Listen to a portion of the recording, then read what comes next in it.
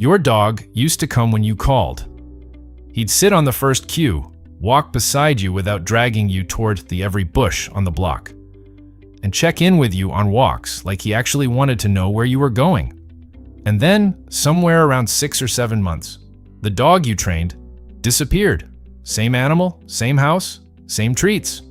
You say his name, he looks right at you and walks the other direction to inspect a fence post. If you're watching this, you're probably convinced something broke, that your training didn't stick, that this dog simply doesn't respect you. Neither of those things is true.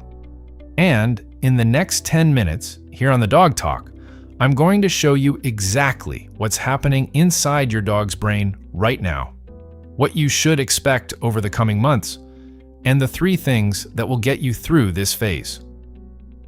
With your relationship stronger than when it started. Nobody prepares you for dog puberty.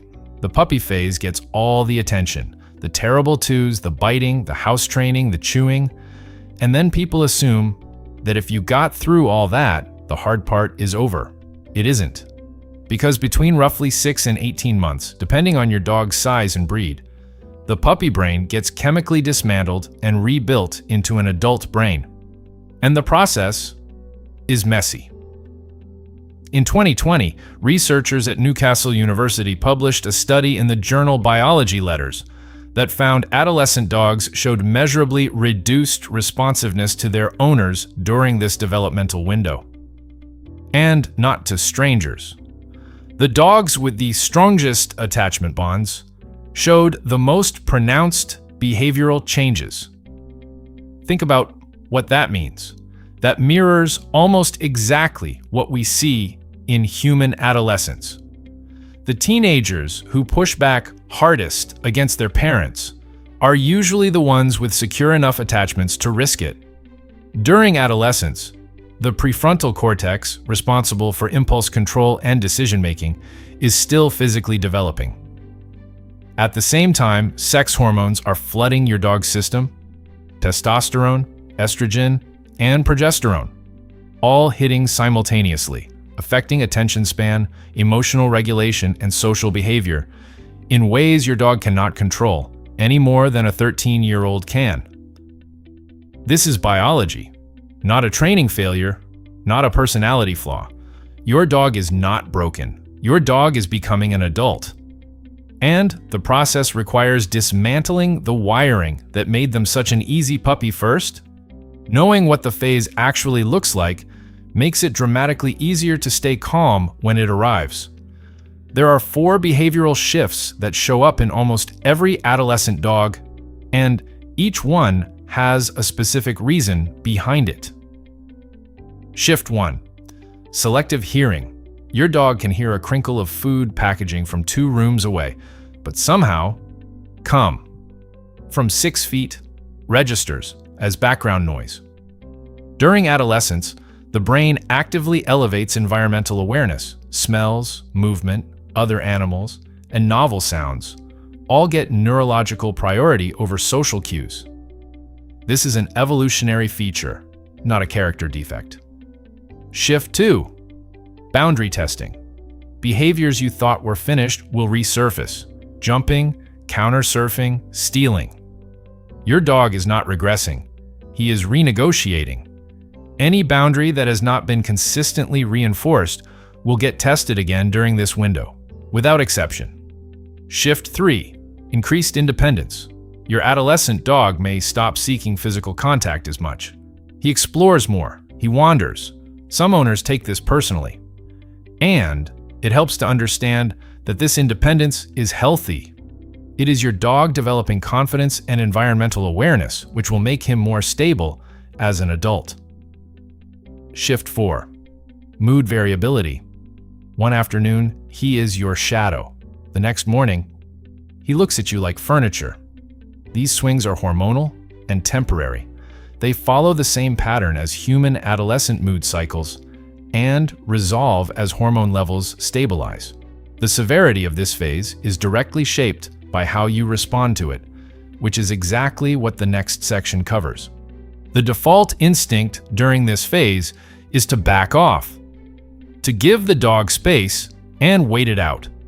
That instinct makes sense emotionally, and it will extend the difficulty significantly. Staying consistent with training through this phase is what closes the gap. Rebuild the foundation with higher repetition and smarter incentives. Start with your treat bag clipped to your hip for every walk, accessible without digging through a pocket. The reinforcement window for a behavior is roughly 2 seconds.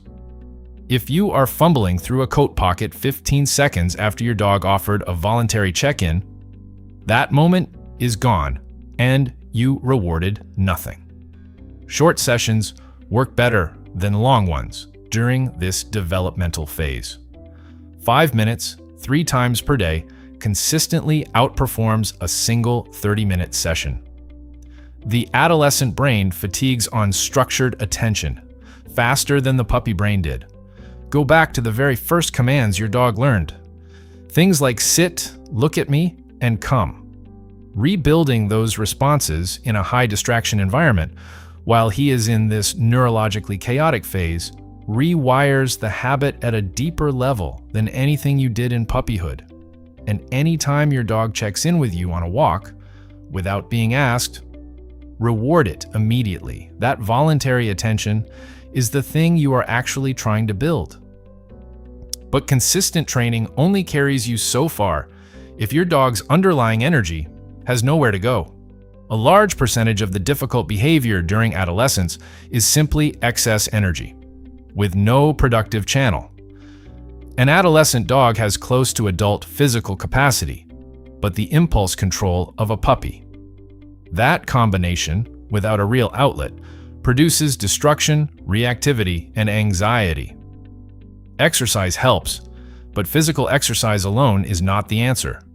Research in applied animal behavior consistently shows that mental challenge produces a more settled state than physical exertion for adolescent dogs. 20 minutes of problem-solving work will quiet a dog more thoroughly than an hour of running. 20 minutes? More than an hour of running. Intelligence toys, including snuffle mats, puzzle feeders, and lick mats, engage the foraging instinct, which produces a neurochemical state of focused calm. Use them before training sessions to lower your dog's arousal threshold. Agility training, even at beginner level, is one of the most effective tools for this age group because it combines physical challenge, mental problem solving, and cooperation with you in a single activity. If you do not have access to a formal agility setup, build micro-challenges into every walk. Change direction unpredictably. Ask for a sit before crossing every street. Use a 10-second sniff break as a reward for 3 seconds of calm healing. The goal is to position yourself as the most engaging variable in your dog's environment. But even a well-trained, well-exercised adolescent dog can hit a wall when the stress of the phase itself goes unaddressed. The third pillar is the one that gets skipped most often. And it matters more than either of the first two when it does. Adolescence is a genuinely stressful experience for your dog. The hormonal fluctuations, the heightened environmental reactivity, the new social awareness of other dogs and strangers. All of that is overwhelming for an animal that cannot contextualize what is happening to them. Learn to read the physical signals. Excessive yawning outside of tiredness, lip licking without food present, whites of the eyes becoming visible, and a tail tucked during normal daily activity.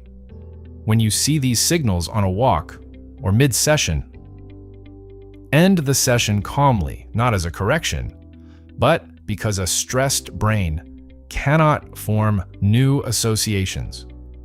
Training through visible stress does not build resilience. It builds negative associations with training itself. For dogs showing persistent anxiety during this phase, there are non-pharmaceutical options with supporting evidence. Dog-appeasing pheromone products, including adaptal collars and diffusers, use a synthetic version of the pheromone nursing mothers produce. Studies published in the Journal of Veterinary Behavior found measurable reductions in anxiety-related behaviors in dogs using DAP products in stressful contexts. Calming supplements containing L-theanine or casein protein have also shown results in clinical settings for situational anxiety. If your dog's anxiety is significantly affecting daily life, the next step is a conversation with your vet or a certified applied animal behaviorist. These tools lower the stress threshold enough for learning to happen. Used alongside consistent reinforcement, they meaningfully shorten how long this phase feels difficult.